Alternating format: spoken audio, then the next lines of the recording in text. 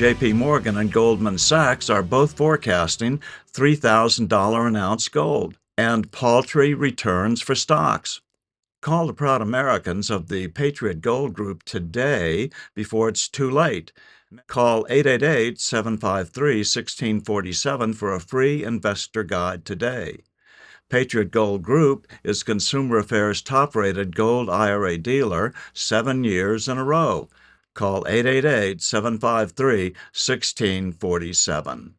Good evening. I'm still reporting on November 22nd, 1963, the JFK assassination. I remember when the news came across the school loudspeaker system that President John F. Kennedy had just been shot in the head by assassins in Dallas, Texas. It was the mystery of the century.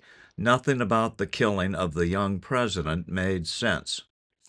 His suspected killer, Lee Harvey Oswald, was immediately caught by the Dallas police.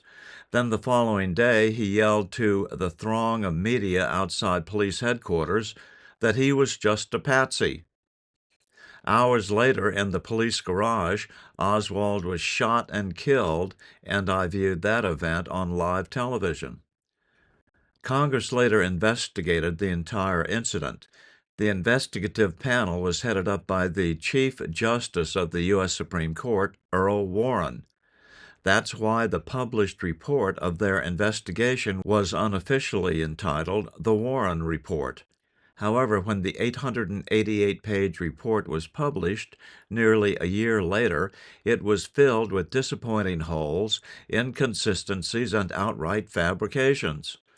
For example, during the investigation, it was announced that the president's brain had been removed for future researchers, but no one would be given access to it for 50 years.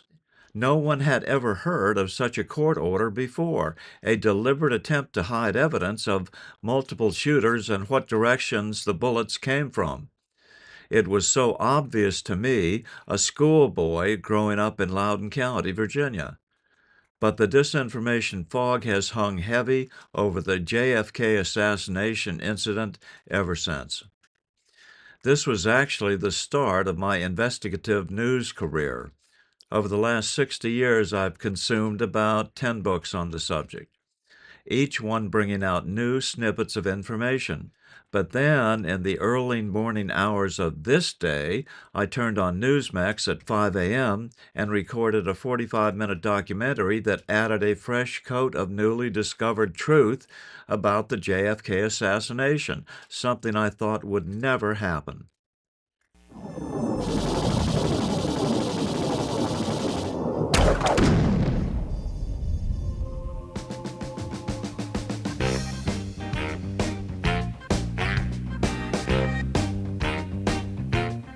An arm of the federal government going to the boss of an organized crime family to talk about the assassination of the leader of a country to advance political purposes. It's just that there was a certain presence about him. The thing that made Sam Giancana dangerous was the same thing that made every member of the Chicago outfit dangerous, and that is their willingness and ability to kill without question based on an order. Momo, Sam Giancana, the sharp-dressing guy who takes way too little credit for way too much. Cross him once, wake up dead. Just ask Kennedy.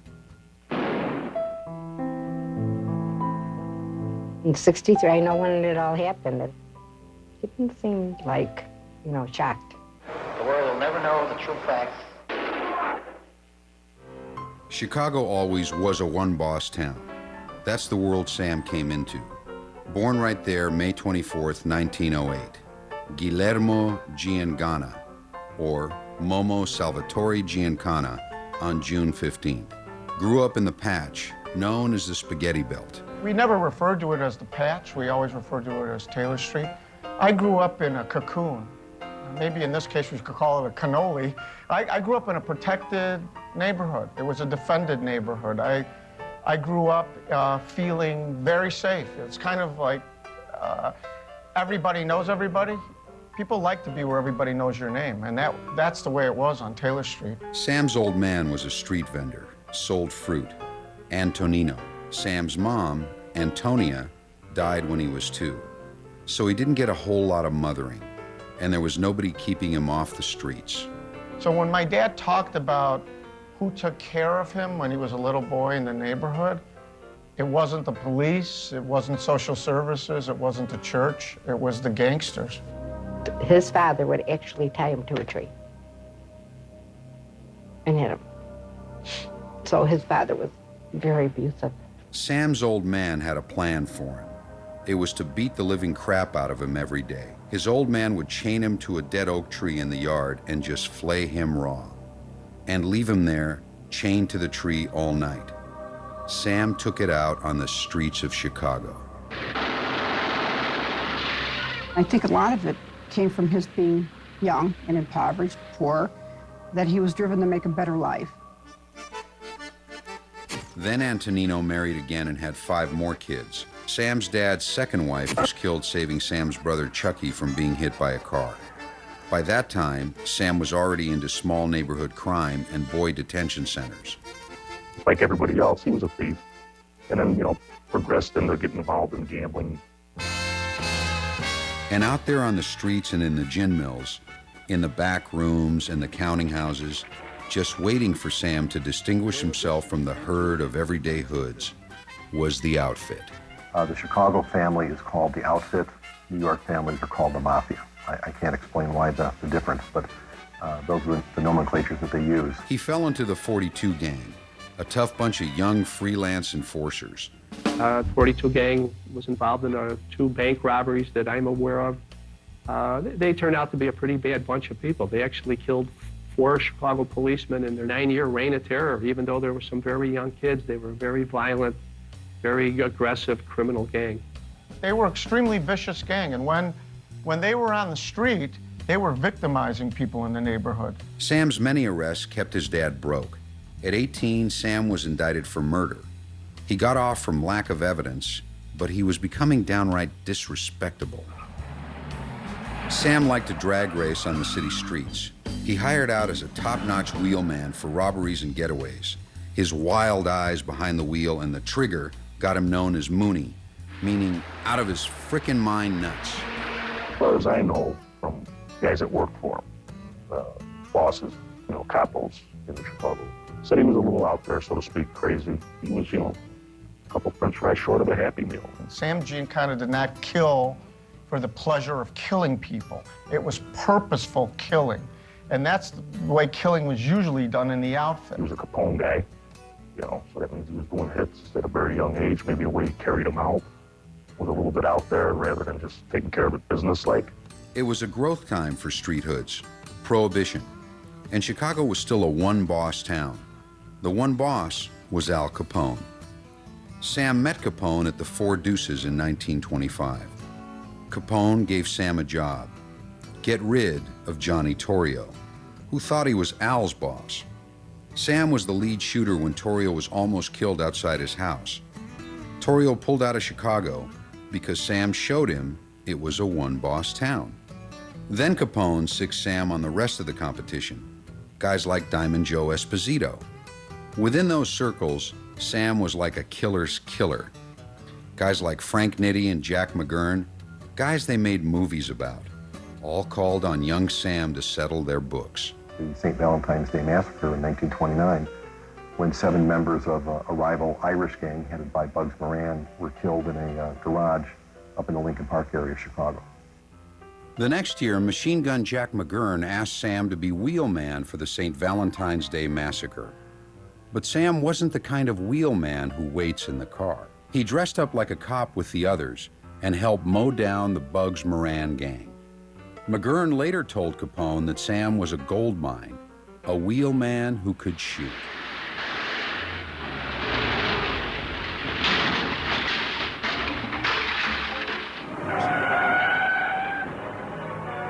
So now Sam was using his wheelman skills as the personal driver for outfit boss Paul Ricca. It was a whole lot safer than driving for jobs, more steady. He needed to move up in order to support a growing family. As a cover, Sam worked with his brother-in-law in a small envelope factory, but it wasn't the kind of action he wanted to be close to. So he found some new action, looked hopeful. Prohibition was over, but the wholesalers still liked to get the cheap, tax-free stuff, so you could make more money. Sam teamed up with another patch hotshot, Guido Gentili, to supply the bootleg. Felt like a lucky plan, but it wasn't. The IRS raided the farm and busted the whole crew, Sam included. This was federal. No way could Sam's dad afford the $5,000 bail. Sam got 4 years, first in Leavenworth, then Terre Haute. Doing a stretch for tax evasion on Sam's cell block was a talkative black convict named Eddie Jones. Eddie and his brothers were the policy kings of Chicago. The policy racket took in $180,000 a week in the black neighborhoods. What was appealing about the policy rackets? Anybody could buy a lottery ticket. You could be the poorest man or woman in Chicago. You could pay a nickel, and you buy a number. And it was everybody's dream. I'm going to win today. It gave poor people a daily sense of hopefulness. That's why it was so popular. The Joneses controlled the policy racket, and Sam learned all about it from Eddie. Eddie and his brothers had made a fortune and owned great estates in France and Mexico. Sam and Eddie teamed up. Sam used his pull to get Eddie better treatment, and Eddie taught Sam how his family business worked and how to memorize number combinations.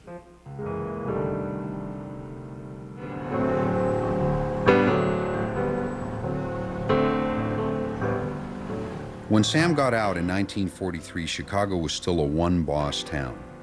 Only now the boss was a guy named Anthony Accardo, a guy Sam knew very well. Like Sam, Accardo was a Capone wheel and trigger man. When Eddie Jones got out of the joint, Sam was right there waiting for him. Pals in the joint, pals outside, right? Jones went for it and staked Sam to $100,000 to run one of the Jones family rackets, jukeboxes. Sam did well with the jukeboxes, for both himself and the Jones family. That's the way Sam made his first fortune. By 1945, Sam was able to move his family out of the patch and into a large house in suburban Oak Park. You'd think having some money for the first time in his life, he'd be satisfied. No. Sam wanted a seat at the table. He knew the boss of Chicago, came up the same way. But the guys around the boss all thought of him as moony, too crazy and unstable to run anything. He had to change that. And that was the door that was open to Sam Giancana, which Eddie Jones, I'm sure, didn't anticipate this, but Sam Giancana then, with the door partly open, levered it open by saying to the guys in the outfit, hey, maybe the outfit can come in on this. He worked overtime to get an audience with Accardo and his inner circle. He offered to bring the profitable black policy wheel under outfit control. All of it. That got their attention. All he had to do was sell out the best friend he ever had. The guy that made it all possible for Sam to move his family to Oak Park. Eddie Jones. He kidnapped Eddie Jones and brought him to the basement of a home, unknown location, and said, Eddie, you want to live? Here's what you have to do. Take this $250,000, take a train, go to Mexico. See you later. And Eddie Jones was a rational and reasonable person, and that's exactly what he did. Sam took over the entire policy wheel, making him and the outfit rich.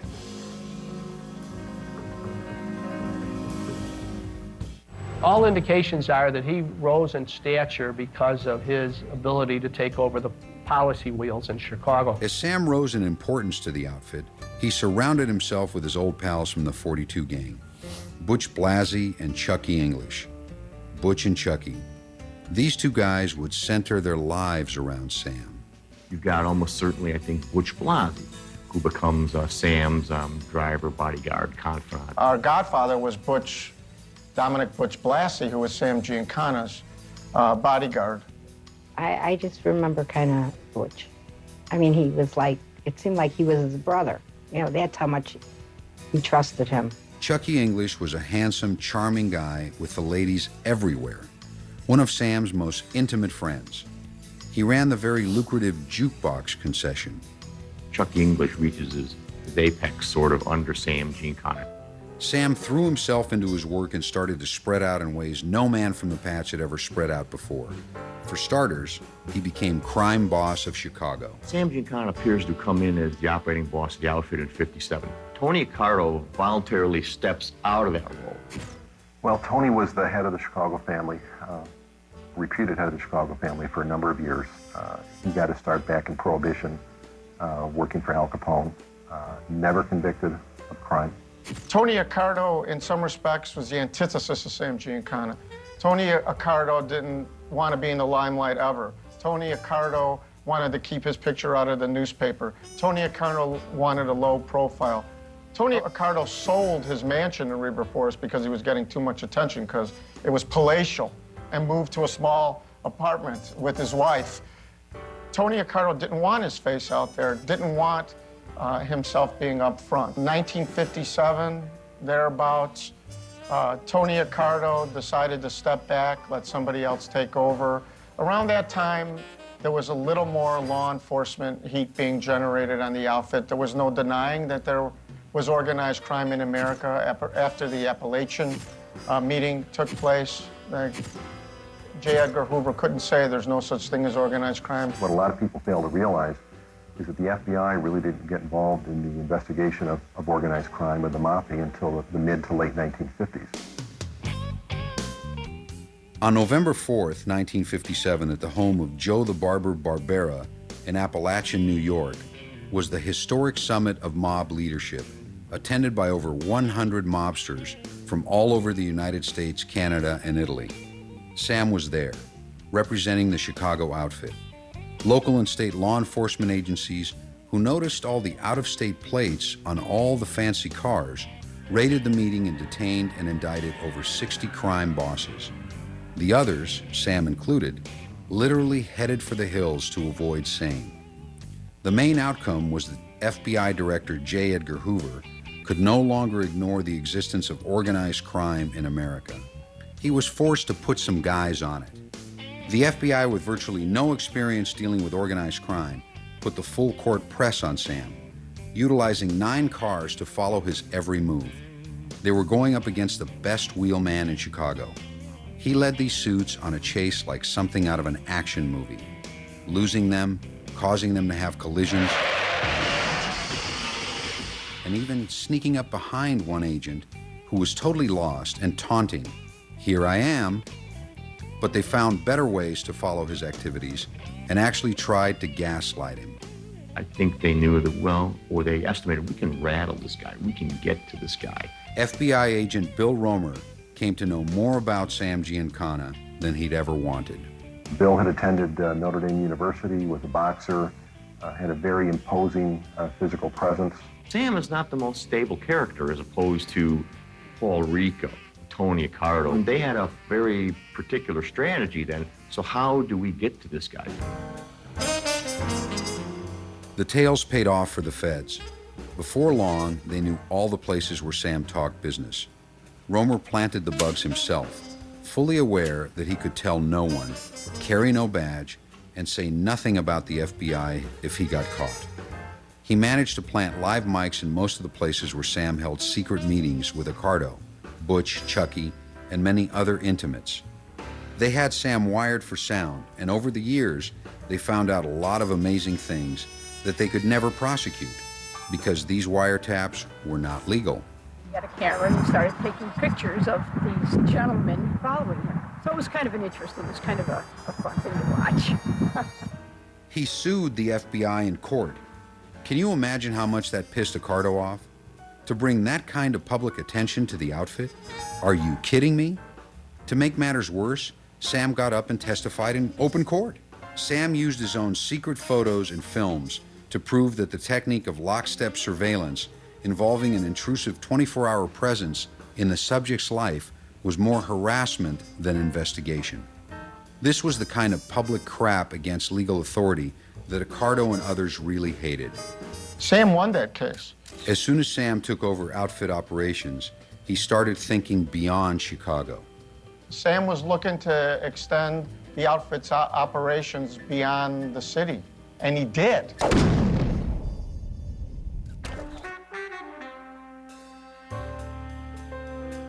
The outfit became a force to be reckoned with in Las Vegas. Seems like the outfit gets into Las Vegas in a very, very big way, and they ultimately become, of the Cosa Nostra crime families, the biggest player in Las Vegas. In 1955, Accardo and the outfit financed the Riviera to the tune of $10 million, using a group of Miami investors as fronts. Then they got the Stardust through the efforts of Sam's man, Johnny Rosselli. The Stardust paid off at $400,000 a month to the outfit. Then the Tropicana, the most luxurious casino on the Strip, fell under outfit control when Accardo got his hands on the Teamsters Pension Fund. Sam, Accardo, and Rosselli brokered a deal with the Desert Inn's Mo Dalitz and the New York families to run the Desert Inn, the Stardust, and the Riviera, all three major casinos on the Strip. Over the next decade, the outfit added the Hacienda, the Sahara, and the biggest downtown casino, the Fremont, to its Vegas holdings. The Vegas skim brought millions of dollars in for the outfit every month. In Havana, Cuba, the outfit had a sweetheart deal with the local government to run casinos at a great profit. Cuba's U.S.-backed military leader, Fulgencio Batista, appointed New York Commission mastermind Meyer Lansky as the advisor on gambling reform. In 1952, Lansky offered the previous Cuban president a bribe of $250,000 to step down so that Batista could take office. In return, Batista offered Lansky a government match for any investment over $1 million in a casino. But there was trouble on the horizon, and a man named Fidel Castro. Born on a Cuban sugar plantation, gifted in academics and sports, Castro was both a lawyer and a pitcher good enough to be scouted for American baseball teams. But it was in the field of politics that he really made his mark. In 1959, just when Meyer Lansky was celebrating the $3 million he'd made during his first operational year of his casino, the Nacional, Castro led a workers' revolt that became a revolution, ousting Batista, forming a communist government, and nationalizing the casinos. This was bad for the outfit. One minute they were running the place, and the next thing Sam knew, Santo Trafficante was in a Cuban jail. He called up an old acquaintance from the patch to go down there, get Trafficante out of jail, a guy named Jack Ruby. Jacob Rubenstein grew up a block away from me. He lived on the same block, actually. Jack Ruby was low-level outfit associate, worked with Jewish members of the outfit, controlled gambling on the west side. By this time, Ruby ran a strip club in Miami and often went to Havana on Sam's behalf to handle Cuban relations. Ruby got Trafficante out of jail and back to the U.S. Sam would remember Ruby for that, giving him a piece of one casino and keeping him in mind for future operations.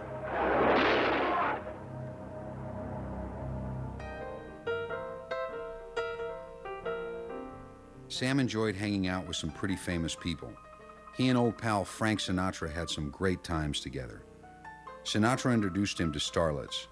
There was another guy Frank did the same thing for, a guy about to run for president, Jack Kennedy. In fact, Sinatra introduced both pals, Kennedy and Giancana, to an ex-girlfriend named Judith Campbell Exner. Soon, both Sam and Kennedy were sleeping with her. In 1988, Judith Campbell Exner claimed that she had been a courier between Kennedy and Giancana, and even gone so far as to arrange several meetings between them. Was it true? Did Sam and Kennedy know that they were both sharing a woman? Maybe not. But Sam knew Kennedy's dad. Joe Kennedy, much older than Sam, supposedly members of organized crime saved Joe Kennedy from assassination a couple of times. Joe Kennedy was a bootlegger. There's no mistake about that. He was in the alcohol business when it was illegal and when it was legal. So there's no question that he was involved during and after Prohibition, and that he had contact with members of organized crime. While outfit guys like Sam were always on the outs with society, Joe Kennedy had managed a transition for him and his family from bootlegger to Brahmin. In 1959, Joe Kennedy wanted major help from Sam in getting his son elected president. He knew Sam might not be so approachable, mostly because Joe's other son, Bobby, was giving him holy hell, humiliating him on the McClellan Committee hearings. And would you tell us about the vice operations down in Lake County, Indiana? Declined to answer because I honestly believe my answer might have been incriminating. Would you tell us whether if you have opposition from anybody that you dispose of them by having them stuffed in the trunk? Is that what you do, Mr. Giancana? Joe asked Frank to reach out to Sam Giancana, to get Sam to use his resources and influence over unions and polling districts to get Jack Kennedy elected president. Some people say Sinatra arranged for Sam and Old Man Kennedy to meet face to face. At the height of the outfit's political power, they controlled a block of wards in the city called the West Side Block. The West Side Block was part of the Democratic machine. And what would be in it for Sam? Well, for one thing, Bobby would lay off. The new president would focus on the Soviet Union and lay off organized crime. And Sam could operate freely knowing that he owned the White House. Something about that sounded good to Sam. It's nice to have a president in your back pocket. On Election Day, 70 million votes were cast across the country. Jack Kennedy won the popular election by 113,554 of those votes. He won Chicago's Cook County by a margin 4 times larger. In Illinois, Michigan, Missouri, and Nevada, Kennedy had very close victories. These were all states where Momo's outfit had Union control, and they yielded the 63 electoral votes that kept Richard Nixon from being elected. Supposedly, the vote in Chicago brought him over the threshold. He won by one of the smallest pluralities in presidential history. Phyllis McGuire sang with a popular trio called the McGuire Sisters. She was tall, ravishing, and $100,000 deep in gambling debts. Sam smooth-talked her, but it wasn't so much what he said that impressed her as what he did. He took care of her debt, not by paying it, but by telling the Cleveland hood who owned the casino to eat it. It was the beginning of a close, devoted relationship that would pretty much go on the rest of Sam's life. He was crazy about her. Make no bones about that. He loved that woman. The McGuire sisters were playing gigs all over the world, and Sam would take off with them. In London, a photographer got a shot of Sam partying with the sisters that made the papers all over the world. Accardo and some of the other outfit players didn't like it. See, more and more, Sam was leaving Butch in charge of the Chicago rackets while he chased Phyllis across the ocean. In late 1961, Sam and Phyllis had a public encounter with Agent Romer and his team of FBI men at Chicago's O'Hare Airport. There was a confrontation at the airport between Bill Romer and some of the other agents. The agents took Phyllis aside and gave her a choice between going into a private room at the airport or going downtown and answering some questions in front of a grand jury. She said she'd cooperate. Sam saw her going into the room with the agents and just went ballistic. He started calling me all kinds of names in the American Airlines concourse at O'Hare in Chicago. And I just was not used to that kind of abuse. And so I finally called everybody around. I said, come around and see this piece of scum. This is Sam Giancana. He's the boss of the Chicago mob. You people are so lucky you can pass through Chicago. We have to live with this piece of slime. Just look at this jerk. He never had been talked to, just like I had never been talked to. He had never been. The successor to Al Capone, and he bumped up against me and he said, Romer, he said, you lit a fire tonight that's never gonna go out. We'll get you if it's the last thing we ever do. It was this occasion, more than any other, that really rankled low-profile Tony Accardo and set him against Sam in ways that would become more and more of a problem. Robert Mayhew was a private investigator and ex-FBI agent with a history of contracting out to handle delicate matters for the CIA.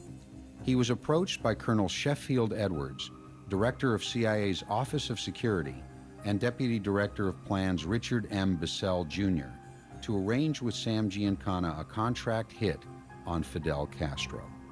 It made sense to the CIA, to Mayhew and his contemporaries, to enlist members of organized crime to do their dirty work. And this is incontrovertible because we have declassified documents that recorded conversations with Sam Giancana. and the CIA. We have Robert Mayhew, who's an utterly credible witness to the events. This isn't fanciful. Mayhew placed a call to Johnny Rosselli. Rosselli used to run the outfit's Hollywood action, but now he was running Vegas, although the FBI files listed him as a producer at Monogram Studios. Rosselli was more than a little freaked out by the request. Mayhew played on Johnny's patriotism, telling him how Castro was another Hitler. Turns out, Johnny had a lot of patriotism, and he took the $150,000 offer to Sam. Sam Giancana, with one eye on the millions that weren't coming in from Cuba and one eye on the political power inherent in a clandestine relationship with the CIA, said, "Yeah, Johnny, let's do it for nothing." Giancana, Mayhew, and Santo Traficante holed up at the Fontainebleau Hotel in Miami Beach, planned the operation. Being a rival agency, the CIA didn't know it, but this meeting was taped by the FBI. We have documentation that Mayhew met with Sam Giancana and that they hatched several plots to assassinate Castro.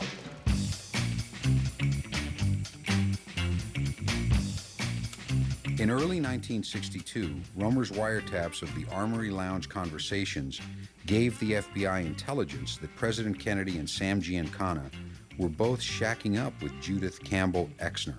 J. Edgar Hoover brought the matter to Bobby Kennedy's attention, and Bobby Kennedy took the matter very, very seriously. White House logs show that one more call was placed to Campbell Exner, after which there was no further contact.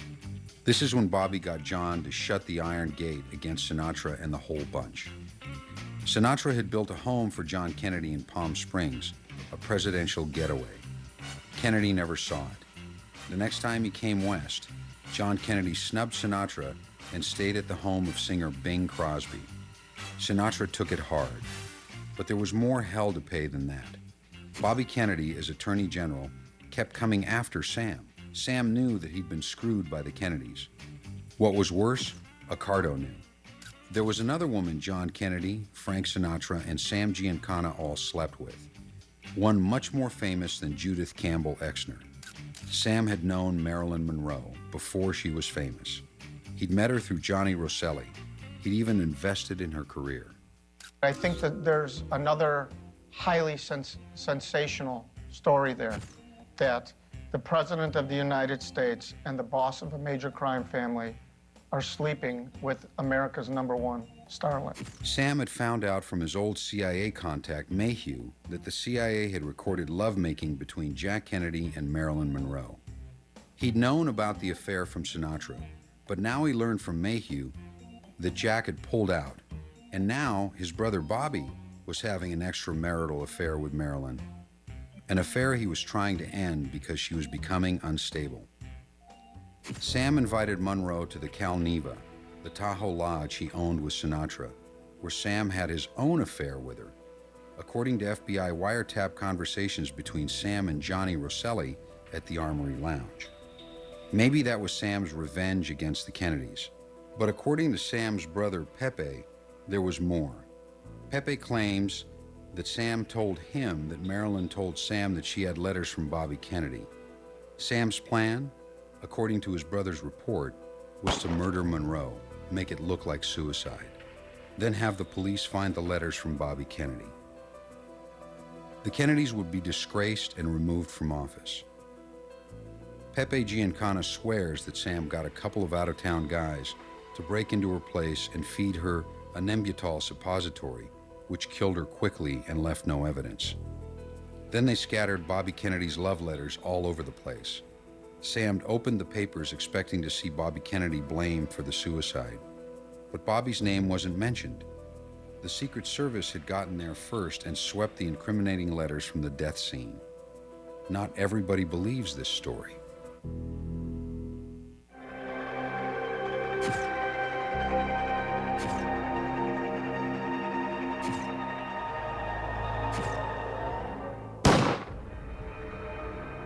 According to Pepe Giancana, Sam told his brother of his own complicity in the events of November 22, 1963, in his Oak Park basement. According to this account, Lee Harvey Oswald was recruited by Carlos Marcello as a patsy. One of Oswald's uncles was Marcello's lieutenant, but more importantly, Oswald had deep ties to Cuba, and Castro would be blamed. The actual shooters were supplied by Giancana, Richard Kane, Chucky Nicoletti, and Milwaukee Phil Aldericio. Oswald, I don't think, could figure out how to grab a gumball machine, let alone to be positioned into this. It had to come from people that, knowing how to kill is like tying their shoes. It was Richard Kane, according to Sam's brother, who fired the shot that killed John Kennedy. Interesting guy, this Richard Kane. He was a Chicago cop on Sam's payroll, both an FBI informant and a made member of the outfit. He had also worked with the CIA, Sam, Rosselli, and Ruby on the whole Cuban fiasco. FBI agent Romer always claimed that no way could Sam have been involved in the Kennedy assassination because the FBI surveillance would have picked it up. But the guy he had watching Sam was FBI informant Richard Kane. And in 1963, Romer and the FBI had no idea that Kane was actually working for Sam. So there were things that the feds didn't know. To make certain that Oswald would never talk, Sam got his old helper Jack Ruby to get 2 Dallas policemen, J.D. Tippit and Roscoe White, who were secretly on his payroll, to shoot Oswald. Everything was arranged. In '63, I know when it all happened, and I remember he was home that day. It was on the TV, and I'm sitting there, and he didn't seem, shocked. Was Sam Giancana happy that Kennedy was assassinated? Yes. But Sam didn't stay happy. The plan went wrong. Oswald shot and killed Officer Tippit and got arrested. Then he started to talk. Press dispatches you people have been given, but I emphatically deny these charges. Sam put the arm on Jack Ruby. The world will never know the true facts of what occurred, my motives. I heard this from fellows that would know that he had like 6 months to live with cancer or something. It makes sense that he would do that pick one for the team there. I'm playing with my cars on the carpet, watching TV. And there comes Jack Ruby shooting Oswald. My dad screams, "That's Jacob." For Christ's sake, there's Jacob. That was Jack Ruby. Think about how incredible that story is. If Pepe Giancana's story is true, then Sam had only half of a success. The intrusion of Jack Ruby into this bit of American history would always raise questions about the outfit's involvement in the Kennedy assassination, which would also piss off Sam's boss, Accardo, who would once again see the outfit make the papers. When enough is enough, it's enough. That's not my words, that's somebody that was very close to that situation and said. Sam was a jet setter. Sam was in the newspaper. Sam had his face on the camera all the time. That just brought more opportunities for the media to cover Sam. Tony Accardo didn't like it. Accardo developed just this incredible hatred for Sam Giancana. And again, that seems to have been driven by Sam fooling around with women, which led him to not mind the story. By essentially 1966, they pulled him from that job. They told him, "Sam, you're out." Well, I know that another crew was on it. They were on it first. They got called off at the last minute. And there was an easier way to do it. And it was Butch Blassie. Chucky English and Butch Blassie were down in the basement. That would be my guess. My thing is that I don't think Butch was as close to Sam as people thought, or as at least as Sam thought, anyway.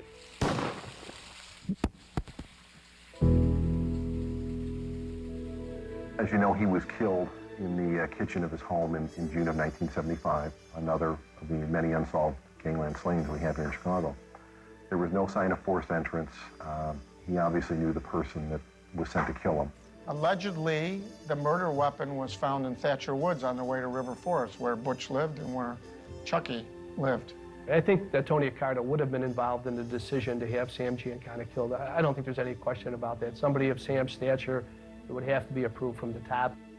JB's best guy was Jackie Cerrone. He wanted him to be underboss. Sam rejected him. flat out says, I don't want him as a... In fact, his quote was over my dead body, which Jack later in years had said, well, he finally got his wish. While Sam was running the outfit, he brought in millions every month. Whatever money Sam Giancana had when he died was never found. The strong belief is that it was squirreled away somewhere, and what he maybe thought of as the great love of his later life after his wife died, Phyllis McGuire, that she had control over those accounts and she got the money. That's the common belief. During his lifetime, you could read in the papers that he was a ruthless crime boss.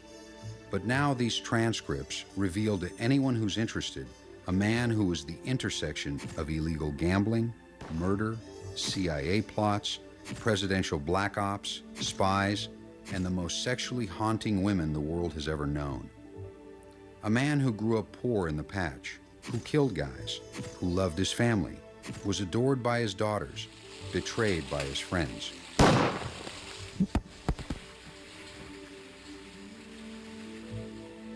Who hung out with the famous and the invisible, who was both courted and prosecuted by Kennedys, and was finally exposed by these tapes as a very complicated guy, the tip of a very strange iceberg.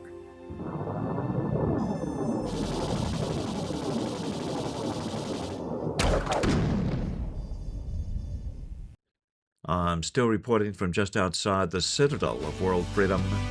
Good day.